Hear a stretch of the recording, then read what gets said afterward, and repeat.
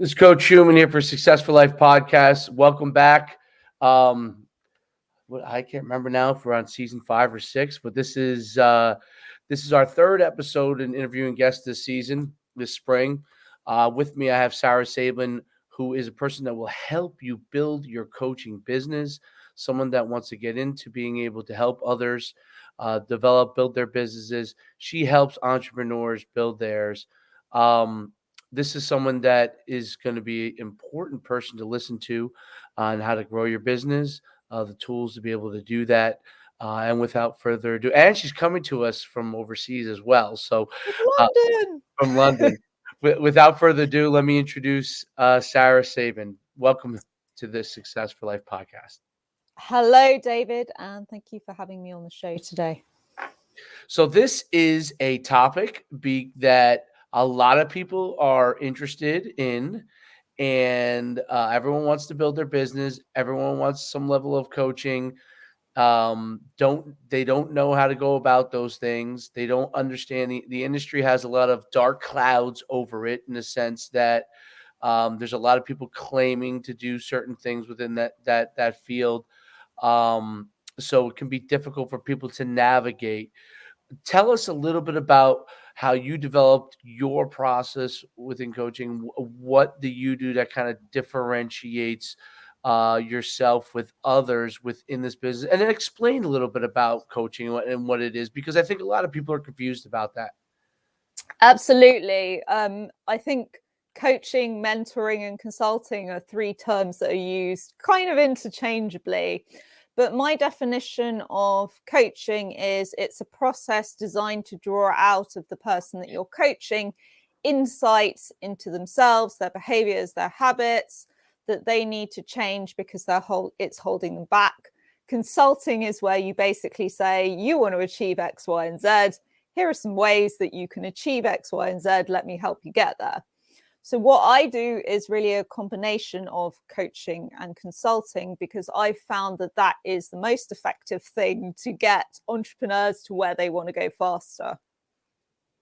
So you're not just obviously advising them, then you're also helping them navigate those pitfalls and helping them within their business as well. So that's kind of like a second stage part of it with the consulting.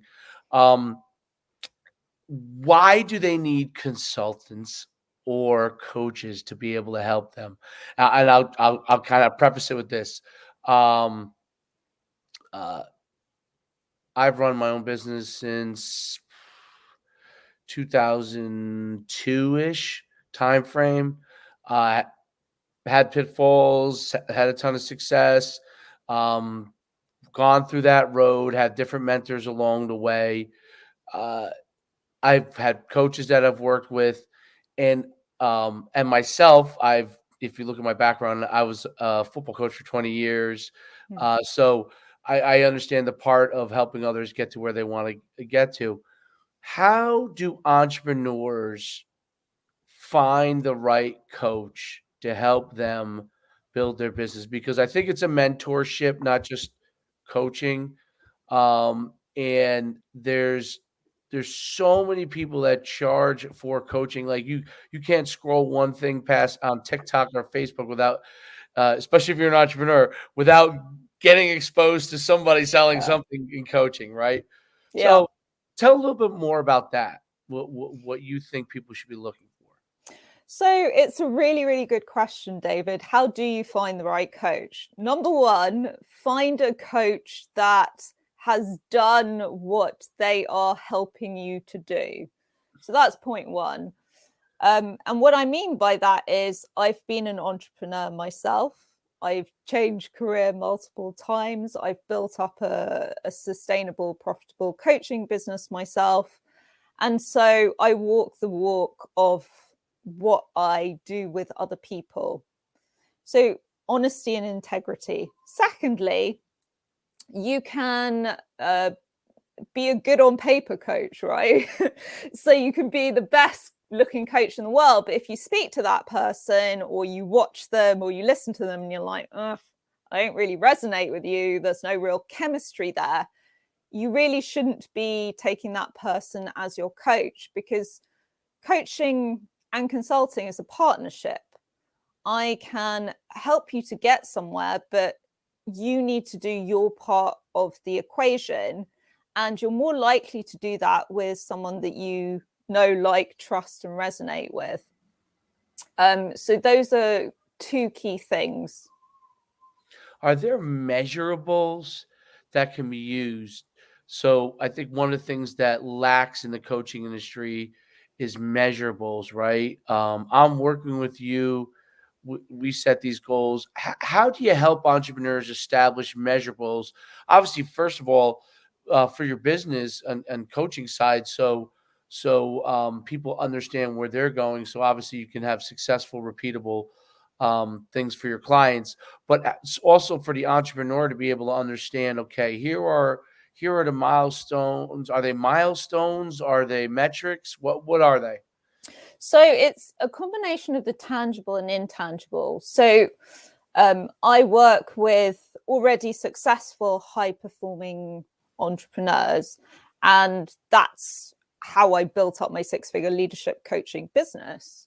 And essentially, if there weren't tangibles, then I'm not doing my job properly. We need to decide at the beginning, what are you looking to achieve? Are you looking to 3x in the next year? Are you looking to 10x your revenue in the next 5 to 10 years? Are you needing to increase profit margins because you're taking on lots of work that is a pain for you and is really low margin? So I look at all those tangible things as well. And what's interesting is, even if you know that in practice, so one of my former clients used to be a transformation consultant for corporates. So he was the guy that used to go into corporates and say, right, you need to do X, Y, and Z to meet these objectives. When it came to running his own business, he kind of got lost. So you can't see the wood for the trees anymore. So you need to be clear about what you're trying to achieve before you even start. And the intangibles are stuff like, are you happier, more productive, more satisfied, fulfilling your purpose, etc.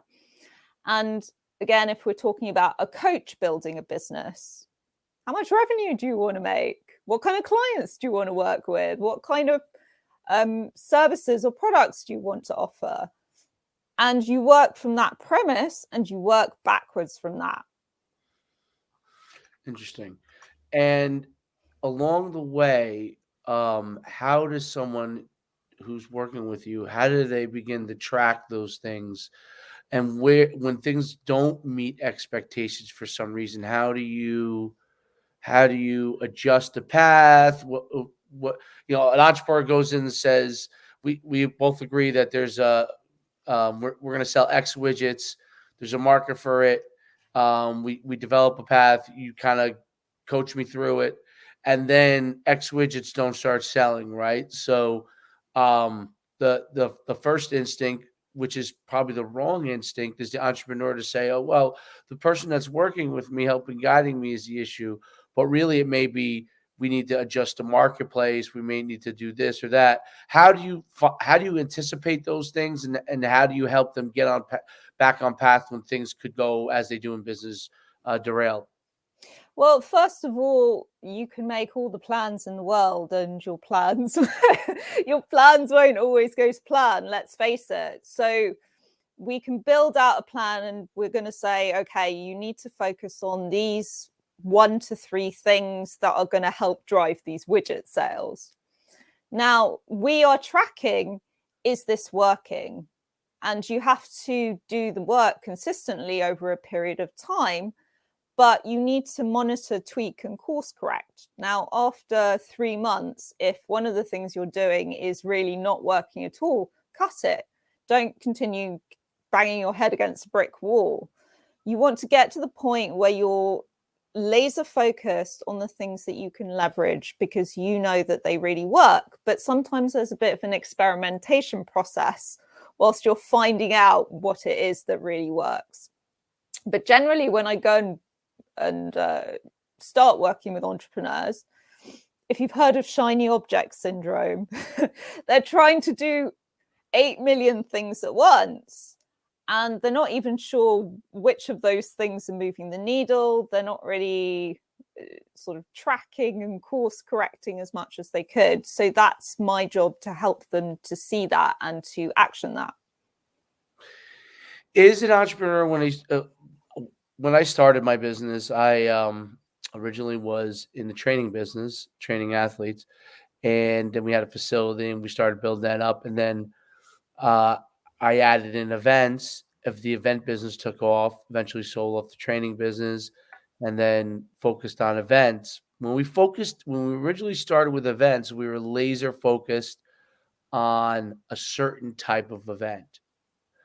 Got wildly successful, and I'm just telling the story because I'm sure you could to help the everyone listening understand how it could go off path. We had a ton of success. We had very few competitors for a long time, meaning like 5 or 6 years. We were really within our niche. We were the only kind of game in town. Then we expanded, so into other types of events. Continued to have a success, but we left the door open by doing that into our original area. As competitors came in, they slowly eroded different things. Now we kept adjusting, but I use that as an example. As you get to a certain point, right, and you have a lot of success, and then in order to continue to grow as a business, you want to add other services. But when you do that, you leave the door open for your competitors to jump into a weakness. So how, as a coach, how do you help? How do you help entrepreneurs understand you got to nail this niche, and then they go and they say, "Well, we nailed this niche. We're $1 million business, right?" But those and I've been there. I grew my business up to around $2 million. Once we got up to there, we said, "Whoa, we don't have enough," right? So then we went to take the next step, and then it was a kind of a costly mistake for a while because we went to take the next step, and we didn't have our ducks in a row. How do you help them navigate nailing the niche and then growing beyond their niche? So, number one, when you're thinking about expanding out and you're adding in different products, do you have the team, resources, etc., to really support that growth?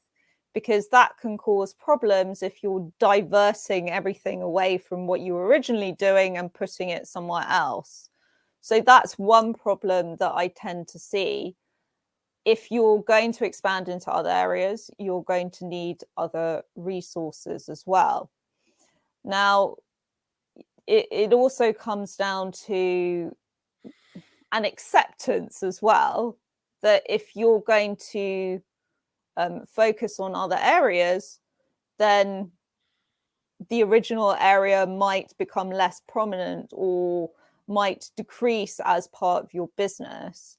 So it comes down to whether you accept that you want to do that. But given enough money, time, and resources, you can continue to grow. But you need to get the business to a stability where you can do that more easily. But the other thing I'll say is that sometimes things don't last forever, especially in the events business, because I've had an event startup in the past.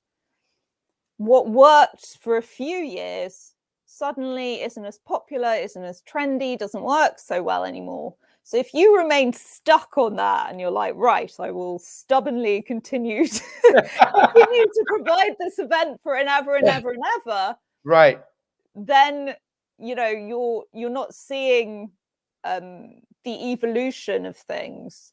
Sometimes you have to let go of what you were originally doing to move into things that are future trends. That is a fabulous point right there. And I think a lot of entrepreneurs get stuck on this. You have success in one area. I mean, and in some cases, wild success, right? And events is a great example of that, because you could have wild success for a certain time period in one area, and then you're trying to figure out why you don't have that same success. And it doesn't necessarily have to do with anything you're doing other than trends may have changed. My prime example, obviously, of someone who started out in a niche and then kept adding and is wildly successful would be Amazon, right? So they were books, they were attacking Barnes and Noble, which almost buried. They completely buried Borders Books and some of the other smaller book outlets out there. And now you're basically having books. You have Amazon, a few mid-sized players, and then you have, your bookstore that we all get coffee at and sit and read. That's all you have now. You don't have a bookstore in every corner. But what was interesting is how they made the jump successfully. I mean, obviously they're in technology, they're in movies, they're in everything now, right? Entrepreneurs who want to be some version of that. So you brought up resources, beyond resources, because obviously Amazon's throwing resources at things. That's definitely, but what kind of ingenuity do you think is required of the entrepreneur skill set wise to have that ability? Because not everybody should do that, right? Jeff Bezos has a unique skill set, right? There are other people that have that unique skill set, but some entrepreneurs don't have that unique. What are required? What do you think are some of the requirements, and how do you advise entrepreneurs? Is, hey, you should stay more in your lane. You should expand. What are some of the things that you use to assess that in them?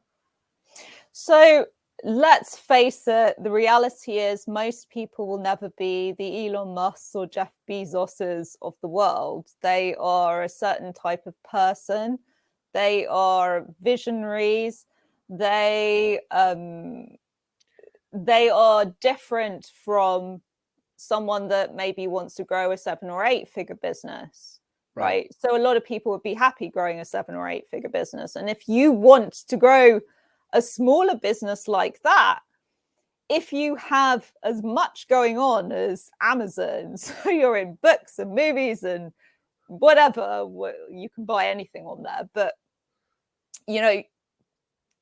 it does not serve you to go into so many areas. So it comes back to, well, what's the end result? What's the big vision here? Is your big vision to really be the best in a particular niche, to focus on your area of expertise, to build a eight-figure business, let's say? If so, you shouldn't be using Amazon as a business model, because it's just not suitable for what you want to build. If you want to build a billion-dollar company, that's a whole different ball game. You're going to have to diversify and expand. Again, if you look at Virgin, for example, travel, everything, travel, music, etc., etc.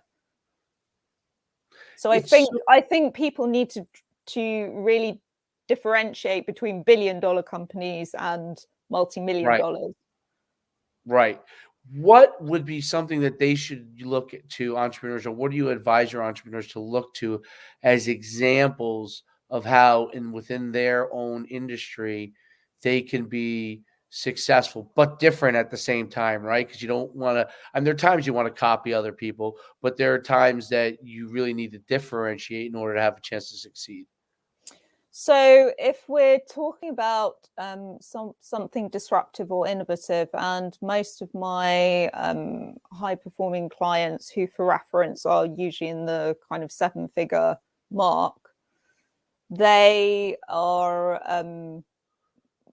basically people who want to have a very clear idea of what they want to achieve, and they may not have the exact vision that they can work backwards from, but it's more a case of they've been falling forward. So they started with an original idea and they're growing organically, which is different from working backwards from an idea, if you see what I mean. Yes, absolutely. So then the next question is, as far as the type of people you like to work with and the individuals that you find have been most successful with you, what are some of the characteristics and skill sets that they've had that you felt you worked with as a coach well? So number one, you have to be coachable. So what I mean by that is open, realize that you need to continuously improve, especially because in today's world, everything is changing. You can't cling on to one business idea or one thing or one model that worked for you forevermore, you have to acknowledge that things will change. So you have to have that drive to learn, grow, and develop all the time. Self-awareness is key. So know what you're good at, know what you're not good at. Start seeing through your own BS. So I hear a lot of, oh, well, we're not doing so well because of market, because of external circumstances, etc. So the question I always ask is, are other people in your niche, in your field doing well? And they're like, well, yeah, but, you know, yeah, they are, but they're different. You know, why are they different? They're no different from you. They just have a different attitude. So it's about attitude. It's about being decisive and being focused. So those are all key traits in people that are successful. And, you know, I was listening to another podcast recently, and they were talking about how the number one trait of successful entrepreneurs is the ability to make decisions and stick to them. And guess what the number one reason why entrepreneurs fail was? They don't make decisions. So they're kind of stuck in limbo forever and ever. Right. They don't actually take the next step to make a decision on something. They just float, tread water, and hope for the best. That's a mistake. Where as far as clients and your background, the past have always started right with people's background. Now I'm getting right into the nitty gritty, and then I want to go a little bit into your background. So tell me what your background is, schooling wise, as an entrepreneur, and how you got into all of this. So I'm going to try and put this in a nutshell version.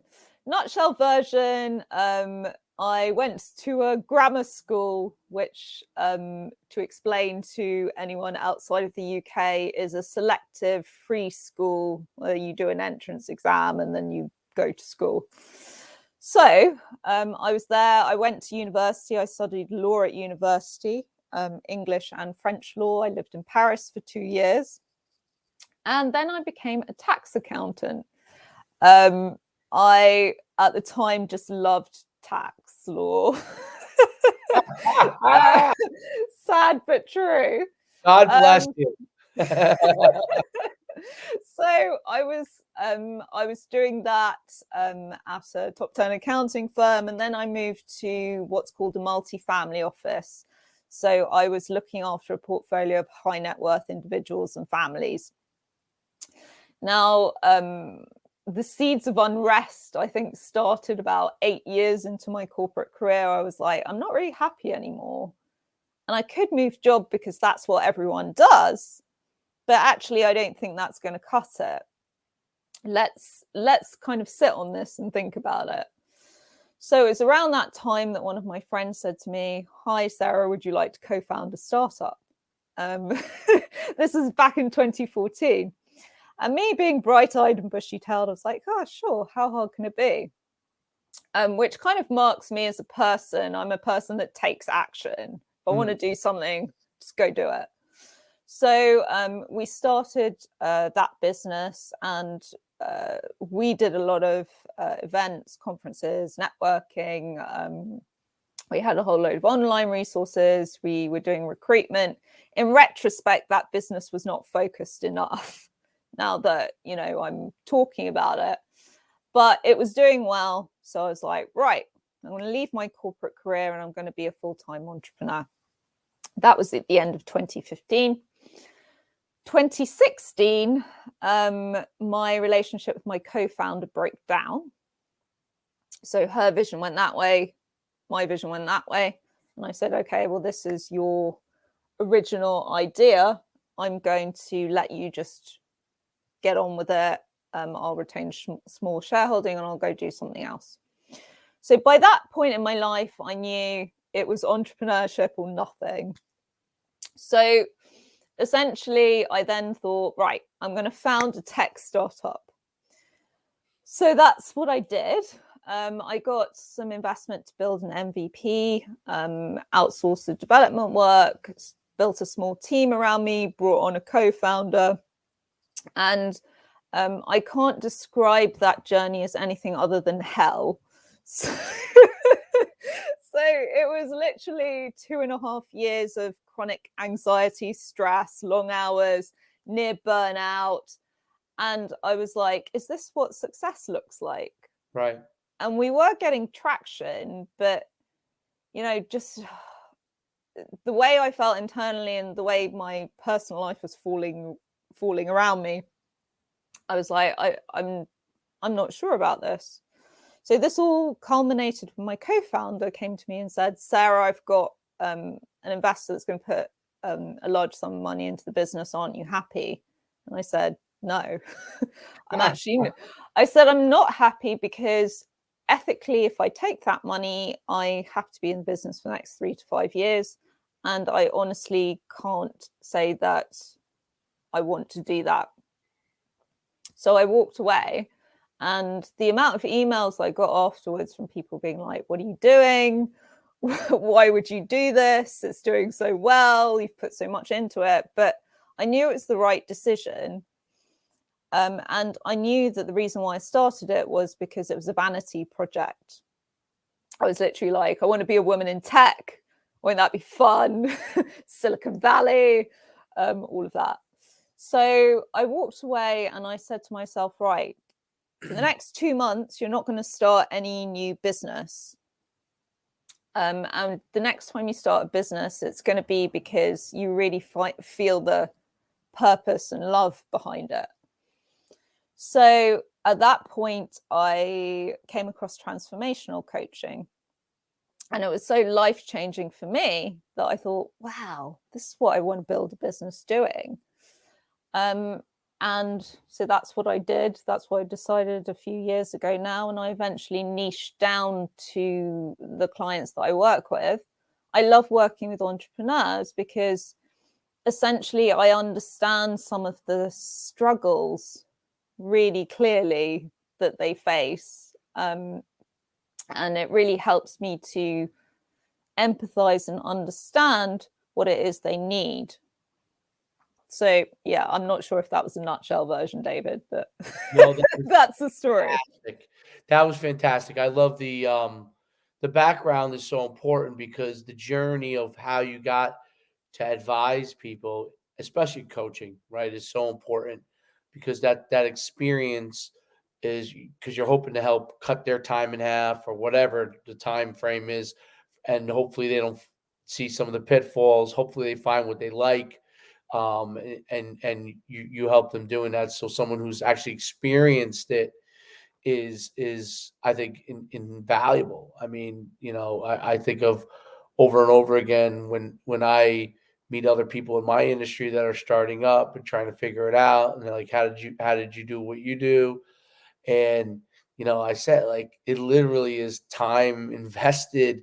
Like, there is every once in a while there's someone who nails it and they rise super quickly. We were kind of like that in the beginning, but everyone comes back down to earth at some point. Even Elon Musk's stock drops here and there. So and he has to regroup on how he wants to focus his company, and it happens to even the biggest of businesses. So understanding your journey is so important. Explain transformational, and just excuse my ignorance of it, a transformational coaching, so everyone can understand what that means and what the value is in it. So there are 2 types of coaching. There is transactional coaching and transformational coaching. Transactional is where you go to get a specific thing, right? So I had a fundraising coach when I had a startup. I've had a CV writing coach at some point when I was, back in the corporate world. These are all very transactional things. You come to them for a specific reason to get a specific outcome. Transformational coaching starts to go in at a deeper level to understand your mindsets, behaviors, perceptions, beliefs, etc., which affect your actions and impact in the outside world. So what was really interesting to me is if you actually sort out your internal world, you magnify the impact on the outer world. So the actions you take are magnified. And I was like, wow, I never realized that that was a thing, because I'd always been so pure action focused. So what I found really effective when working with my clients is a combination of the two, the transformational inner work. So why do you think like this? Why are you in survival mindset? Why are you scared of this particular thing, etc.? Why have you got this particular habit that's actually not serving you very well? And then taking steps to change that. And then also doing the necessary focus action steps you need to do to take your business to the next level. Interesting. And how long typically do you work with people? Like, what is the kind of time frame that you help coach them? Are you with them in the long run? Are you with them in the beginning? So my high growth company clients, I work with them usually, well, minimum 6 months,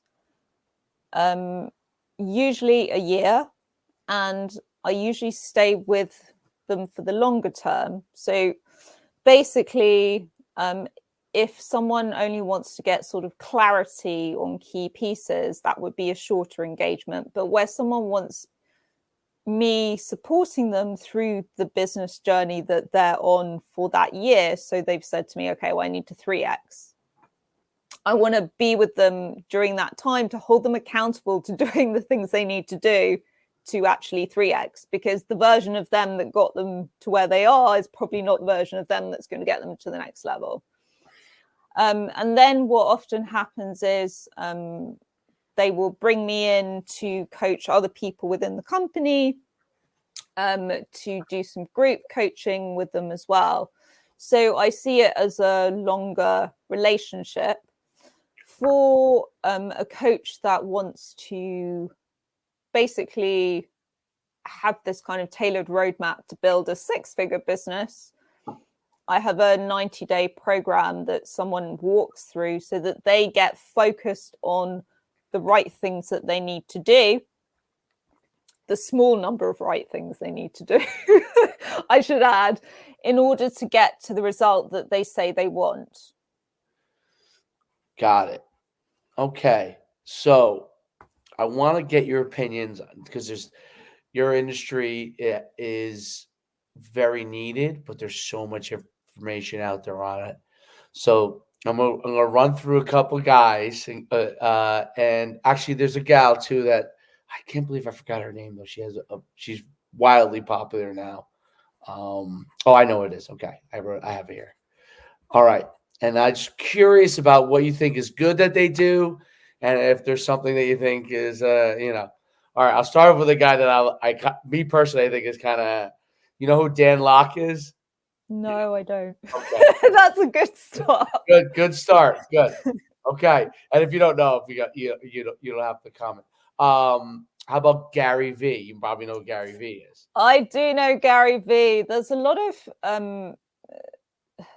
people commenting on Gary V. So my take on him is, I think he's incredibly hardworking and disciplined, and is prepared to put in crazy hours.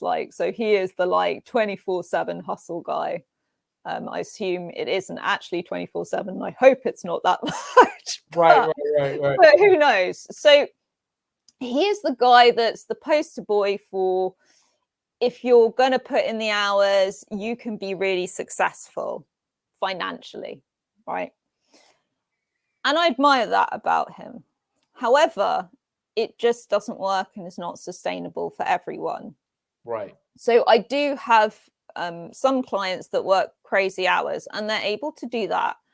But for most people, if you do that for more than a year or two, your health will be severely impacted. Probably your family and personal relationships will start to break down because you don't have any time to do anything. And so, although I appreciate what he does, it's personally, I've discovered, not my style. So my style is more like, how can we focus on a small amount of things that really create a big impact for you, for your business, so that actually you can build a sustainable, viable business without sacrificing your health, happiness, family, etc. Right. And I think probably at this stage, Gary Vee has a whole load of people like Sure. on his team helping him, but certainly to hear him speak, he is very much like the hustle culture. Got it. Yep. He's from New Jersey, like I am, and it's funny because a lot of us know him as the guy behind the counter of his dad's, literally of his dad's liquor store. That's who he was. So he leveraged that successfully, very well.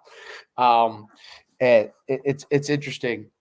And I was like, when I first started seeing him speak, like 2011, I'm like, I know this guy. How do I know this guy? And I had been to his dad's liquor store. That's how. I never knew that about him. Yes.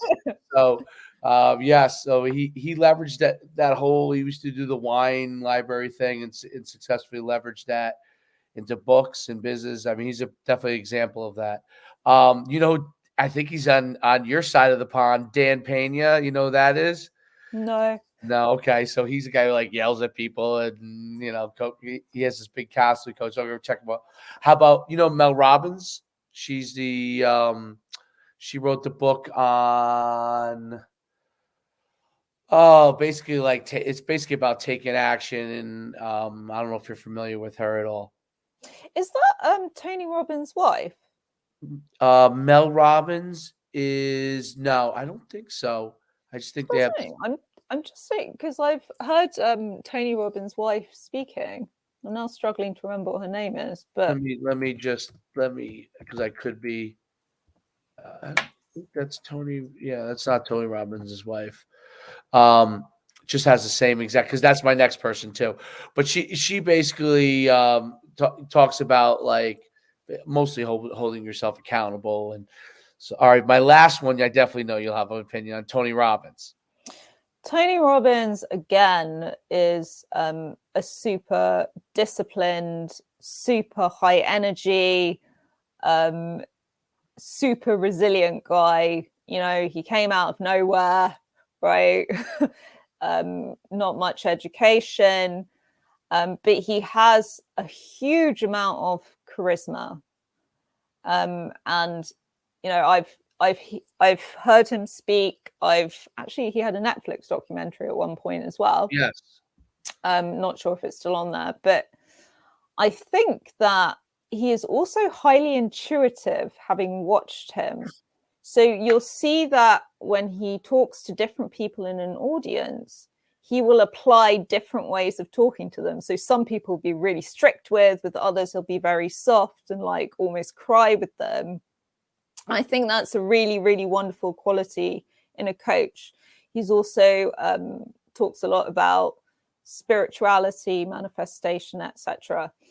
And for me, I always love that combination of very logical, analytical action taking, the masculine or more masculine traits. And I say this because people tend to put traits into boxes. I don't think like that, but he has a combination of those traits with some of the more spiritual law of attraction manifestation traits as well. And I think that's a very powerful combination.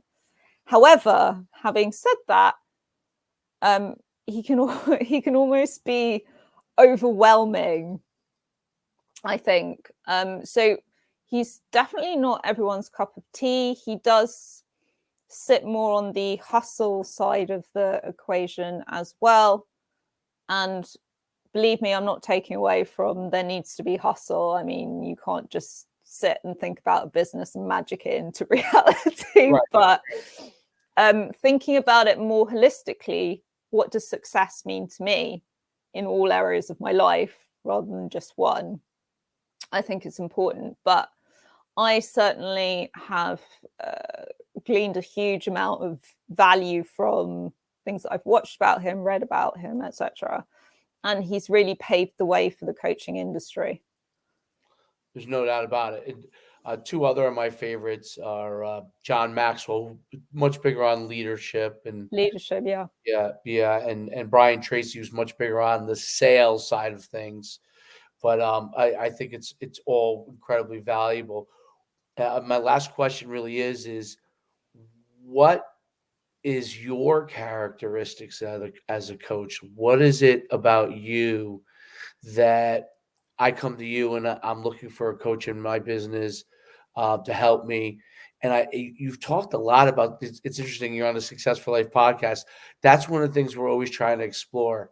And I started this podcast because I had such success, but not necessarily the life satisfaction component to it, and was trying to understand from others what they felt success was, right? And you talked a lot about it, which is awesome. It really is awesome.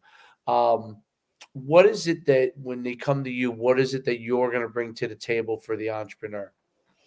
So basically, it's interesting because when you were asking the question, it popped into my mind. So one of my clients ended up talking to another client of mine. He said, Sarah's not really the coach that's just soft with you and pats you on the head and makes you feel good.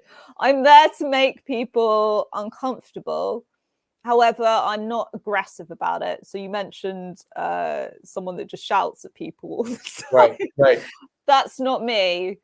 I am, though, incredibly assertive, will make you uncomfortable, will be there to sometimes say things that are a bit provocative.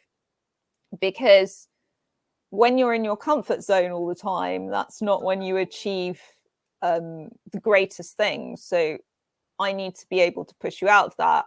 So what I try to do when I coach someone is, number one, understand their internal world and understand what needs to change there. Number two, holistically understand what are they looking to create in their life in general. So what does holistic success look like? And then thirdly, I'm like, right, what actions do you need to take? What changes do you need to make? What are your focus areas over the short, medium, and long term? That's really interesting. And I think that key component of understanding where they're at and where they're going to go to, and helping them get there, and I think talking them through it is really a big asset to entrepreneurs, because we always feel alone, right? Because you always feel alone. Even when you talk with other entrepreneurs, you're still alone because they have their own set of issues. There may be some overlap, but they're so worried about what they have to do. There is, and I used to belong to for years for an EO group, and it was great. We talk about our issues, but nothing would get solved, right? So, because we would know, okay, these are things that we're dealing with, and coaches can help you figure out all of those type of things. Where can people find you, get a hold of you, get in touch with you, get your outstanding leadership to be a part of what they're doing?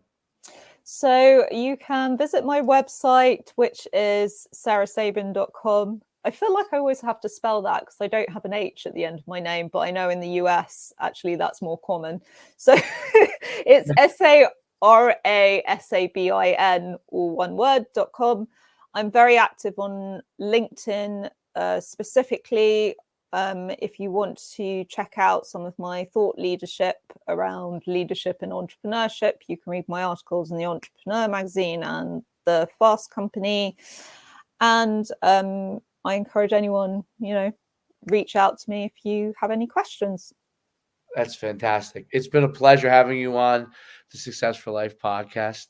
Until next time, thank you all for listening. Like, subscribe, and follow us. And shoot a comment as well if you really enjoy this podcast.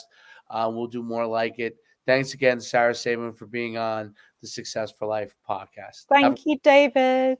Have a great day. You too. Bye.